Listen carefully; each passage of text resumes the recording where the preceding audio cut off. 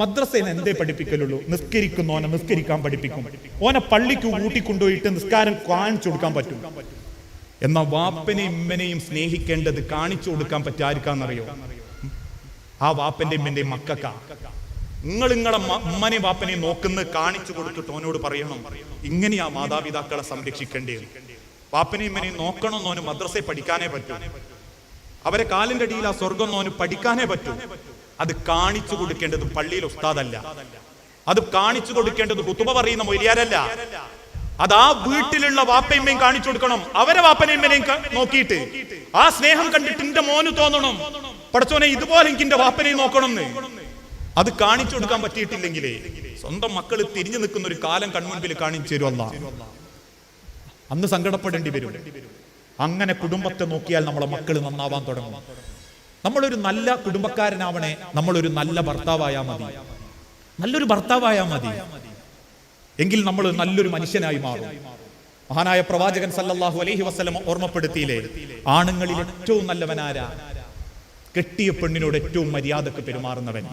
ലോകോത്തര കോടീശ്വരനായ ഒരു ചെറുപ്പക്കാരൻ, അവൻ വിവാഹത്തിനിറങ്ങുമ്പോൾ അവനെ കല്യാണം കഴിപ്പിച്ചു കൊടുക്കുന്ന അവന്റെ പെണ്ണിന്റെ അച്ഛൻ ഒരു എഴുത്ത് കൊടുത്തു. ആ എഴുത്തിൽ ഇത്രേ ഉള്ളൂ, നീ നിന്റെ ഏറ്റവും നല്ല സ്വഭാവത്തോടെ എന്റെ മകളെ പരിഗണിക്കണം. ഒരൊറ്റ ക്വാളിറ്റി മതി നമ്മളൊരു നല്ല ഭർത്താവാകാൻ. നമ്മൾ ഏറ്റവും നല്ല സ്വഭാവത്തോടെ നമ്മളെ പെണ്ണിനെ പരിഗണിക്കുക. 100 പെണ്ണുങ്ങൾ ചിലപ്പോൾ നമ്മളെ മുമ്പിൽ വന്നെത്തും. നിന്റെ ഓളെക്കാളും സൗന്ദര്യമുള്ളവരുണ്ടാകും. ഓലോട് കൊഞ്ചാനും കൊയ്യാനും എന്റെ മനസ്സ് പാകപ്പെടും. അവരിനോട് എന്ത് ചെയ്താലും ഞാൻ ചെയ്തു കൊടുത്തെന്ന് വരും.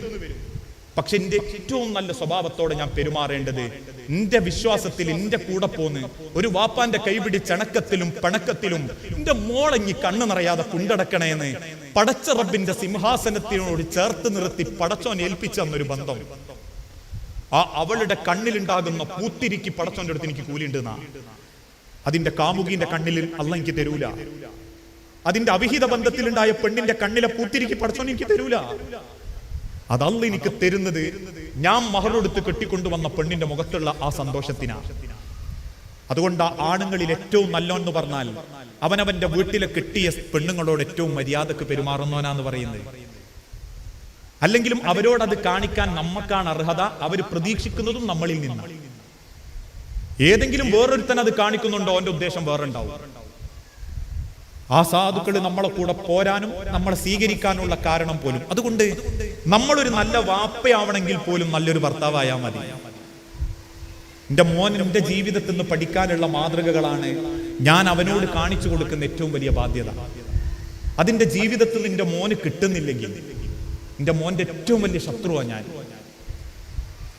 ആ മോൻ അതിന്റെ ജീവിതത്തിൽ നിന്ന് കിട്ടുന്നില്ലെങ്കിൽ എന്റെ ഭാര്യക്ക് കിട്ടിയ ഏറ്റവും വലിയ പരീക്ഷണമാണ് ഞാൻ. ഒക്കെ അതിലും വലിയൊരു പരീക്ഷണം കിട്ടാനില്ല. എന്റെ മക്കൾക്ക് എന്റെ അടുത്ത് നിന്ന് ഒരു വാപ്പാന്നുള്ള നിലക്ക് ഒരു നല്ല സ്വഭാവം കിട്ടാൻ എന്റെ ജീവിതം പാകപ്പെടുന്നില്ലെങ്കിൽ എന്റെ ഓക്ക് കിട്ടിയ ഏറ്റവും വലിയ പരീക്ഷണമാണ് ഞാൻ. എന്റെ മക്കൾ കിട്ടിയ ഏറ്റവും വലിയ പരീക്ഷണമാണ് ഞാൻ. നമ്മളെ വീട്ടിലുള്ള മക്കൾക്ക് അതാണോ കിട്ടിപ്പോയത് എന്ന് ഓരോ വാപ്പാരുമാരും ചിന്തിക്കണം. ഓരോ മക്കൾക്കും നമ്മളിൽ നിന്ന് എന്ത് കിട്ടാനുണ്ട്, നമ്മൾ എന്തവർക്ക് കൊടുത്തിട്ടുണ്ട് എന്നുള്ളത്.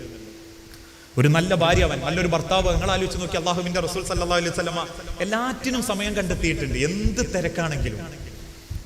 തിരക്കാണെങ്കിലും അവർക്കുള്ള സമയം തിരുദൂതൻ പ്രത്യേകം മാറ്റിവെക്കും. ഒരിക്കൽ മദീന പള്ളിയിൽ നബി സല്ലല്ലാഹു അലൈഹി വസല്ലമ വല്ലാതെ തിരക്കിലാണ്. ഇത് കണ്ടപ്പോൾ ആയിഷ ബീവിക്ക് ഒരു സങ്കടം. റസൂല് വരേണ്ട സമയമായി വരുന്നില്ല. ആയിഷ റളിയല്ലാഹു തആല അൻഹ തല പുറത്തേക്ക് ഇട്ട് ചോദിച്ചു, നബിയേ, ഈ തിരക്കിന്റെ ഇടയിൽ നിങ്ങൾ ഇന്നെ മറന്നോ? എന്നോടുള്ള ഇഷ്ടം കുറഞ്ഞോ റസൂലേ? നിങ്ങൾക്ക് എന്നോട് എത്ര ഇഷ്ടമുണ്ട്? നബി സല്ലല്ലാഹു അലൈഹി വസല്ലം എല്ലാ തിരക്കും അങ്ങോട്ട് മാറ്റി വെച്ച് 2 കയറെടുത്ത് കൂട്ടിപ്പിടിച്ച് കെട്ടി, കയറിന്റെ 2 അറ്റങ്ങളും വലിച്ചു പിടിച്ച് കെട്ടിങ്ങനെ മുറുകി നിൽക്കുമ്പോൾ റസൂലുള്ള ചോദിച്ചു, ആയിഷ, ഈ കെട്ട് മുറുകുന്നത് കണ്ടോ? കണ്ടു നബിയെ. ഇതുപോലെ എനിക്ക് എന്നോടുള്ള പ്രണയം മുറുകുകയാണ് ആയിഷ. ഞാൻ ഏറ്റവും പെട്ടെന്ന് നിന്റെ അരികിലെത്തും. ആയിഷ റളിയല്ലാഹു തആല അൻഹയുടെ അരികിലേക്ക് റസൂലുള്ള എത്തി. ആയിഷ ബീവിക്ക് മാവ് കുഴക്കുമ്പോൾ ഉറക്കം വരും. ആയിഷ ബീവി ഉറങ്ങും. അള്ളാഹുവിന്റെ റസൂലുള്ള മാവ് കുഴച്ച് പത്തിരി ചുട്ടിട്ട് ആയിഷ ബീവിനെ വിളിച്ചുണർത്തും. ആയിഷ റളിയല്ലാഹു തആല അൻഹയുടെ കൂടെ റസൂലുള്ള ഓട്ട മത്സരം നടത്തി. അള്ളാഹുവിന്റെ റസൂല് പറഞ്ഞു, ആയിഷ, എനിക്ക് എന്റെ ദേഷ്യം എപ്പോഴാണെന്നറിയാം, നീ സന്തോഷിക്കുന്നു എപ്പോഴാണെന്നറിയാം. അതെങ്ങനെ നബിയെ? നീ ദേഷ്യത്തിലാണെങ്കിൽ ഇബ്രാഹിമിന്റെ രക്ഷിതാവായ അള്ളാഹുവിന്റെ പ്രവാചകൻ എന്ന് പറയും. നീ സന്തോഷത്തിലാണെങ്കിൽ മുഹമ്മദിന്റെ രക്ഷിതാവായ അള്ളാഹുവിന്റെ പ്രവാചകൻ എന്ന് പറയും. ഒരു ഭാര്യന്റെ മാനറിസങ്ങൾ അറിയാം, അവളെ സ്വപ്നങ്ങൾ അറിയാം. പക്ഷെ ഇന്ന് അതൊന്നും കുടുംബത്തിൽ നടക്കുന്നില്ല. ആകെ പിയാപ്പിള പുരയിലുള്ള അതപ്പള രാവിലെ ചായ കുടിക്കുന്ന സമയം, രാത്രി കിടന്നുറങ്ങുന്ന സമയം. അവളൊന്ന് മനസ്സുകൊണ്ട് ചിന്തിച്ചു നോക്കി. ഞാൻ എല്ലാവരും അത്തരക്കാരെന്ന് പറയുന്നില്ല കേട്ടോ. ഒരാള് നേരം വെളുത്ത് എഴുന്നേറ്റു, അയാൾ നിസ്കരിച്ചു, അയാൾ കുളിക്കാൻ കയറി, പല്ലേച്ചു, ഫ്രഷായി, ഇസ്തിരിട്ടു, കുപ്പായിട്ടു, തിന്നാൻ വന്നിരിക്കുന്ന സമയമാണ് മൂപ്പരുടെ ഭാര്യന്റെ മുൻപിലുള്ളത്. അപ്പോൾ വിചാരിക്കുന്ന പിന്നെ പറയേണ്ട, തിന്നുന്നതിന്റെ ഇടയ്ക്ക് ആയിക്കോട്ടെ. അയാൾ പോയി ജോലി കഴിഞ്ഞു, വൈകുന്നേരം വന്നു, കുളിച്ചു, ഡ്രസ് ചെയ്തു, അങ്ങാടിയിലേക്ക് പോകാൻ നിർമ്പോൾ വിചാരിച്ചേതായാലും രാത്രി വരട്ടെ എന്നിട്ട് പറയാം. രാത്രി 8 മണിക്ക് വീട്ടിലെത്തി, ചോറ് തിന്നു, മൂപ്പര് പോയി കിടന്നു. ഓള് പണിയൊക്കെ കഴിഞ്ഞു, എല്ലാം തേച്ചു മിനുക്കി, പാത്രമൊക്കെ കൈവച്ചു വരുമ്പോഴേക്കും നേരം 11 മണി. ഒരു പെണ്ണിന്റെ അടുത്ത് ഒരു അരമണിക്കൂർ ഇരിക്കുക. നിങ്ങൾ ആലോചിച്ചു നോക്കി, 24 മണിക്കൂറിൽ 7 മണിക്കൂർ ഉറങ്ങിയെന്ന് കരുതിക്കോ. ഒരമണിക്കൂർ നിങ്ങൾക്ക് നിങ്ങളെ പെണ്ണുങ്ങളുടെ അടുത്ത് ഇരുന്നൂടെ? ഒരു സന്തോഷത്തോടു കൂടി ഒരു വർത്താനം പറഞ്ഞൂടെ? ഓളെ സങ്കടങ്ങളും ആഗ്രഹങ്ങളും മനസ്സും ഒക്കെ ഒന്ന് അറിഞ്ഞൂടെ? മരിക്കുന്നവരെ ചിലർക്ക് അതിന് നേരം കിട്ടുന്നില്ല. ഒരുപാട് സ്വപ്നങ്ങൾ കണ്ട ജീവിതത്തിന് ഒന്നും നടക്കാതായി പോയതിന്റെ പേരിൽ നെഞ്ചു പൊട്ടുന്ന ഒരു കുടുംബം, ഒരു മനസ്സ് നമ്മളെ ചാരത്ത് കിടന്നുറങ്ങുന്നുണ്ടെങ്കിൽ നമ്മൾ എത്ര കൂർക്കം വലിച്ചുറങ്ങിയാലും പടച്ചോന്റെ അടുത്ത് നമ്മൾ ഏറ്റവും അപമാനമാണ്. ഒരുപാട് സ്വപ്നം കണ്ടിട്ടും അതൊന്നും കിട്ടാതെ, ഒരു അംശം പോലും കിട്ടാതെ നെഞ്ചു പൊട്ടി ഉറങ്ങുന്ന ഒരു പെണ്ണ്, അവള് നമ്മളെ തൊട്ടടുത്ത് കിടക്കുമ്പോൾ നമ്മൾ എത്ര വയറ് നിറച്ച് റാഹത്ത് കിടന്നാലും അള്ളാന്റെ കണ്ണിൽ നമ്മൾ വലിയ മോശ. അതുകൊണ്ട് കെട്ടിയ പെണ്ണിന്റെ മനസ്സറിയണം, ചേർത്ത് നിർത്തണം. അവളുടെ മനസ്സറിഞ്ഞുകൊണ്ട് ഒരു പെണ്ണിനെ കല്യാണം കഴിക്കുന്ന സംരക്ഷിക്കാനാണ്. നമ്മൾ പറയാറില്ലേ, അള്ളാന്റെ റസൂൽ സല്ലല്ലാഹു അലൈഹി വസല്ലം കുറെ കെട്ടി, ഇസ്ലാമിൽ 4 കെട്ടട്ടോ എന്ന് പെണ്ണുങ്ങൾ എപ്പോഴേ പേടിപ്പിക്കുക. ഞങ്ങൾക്ക് 4 കെട്ടാന്നുണ്ട്. നബി സല്ലല്ലാഹു അലൈഹി വസല്ലം കെട്ടിയതിൽ ഭൂരിപക്ഷവും വിധവകളും വയസ്സത്തിമാരുമാണ്.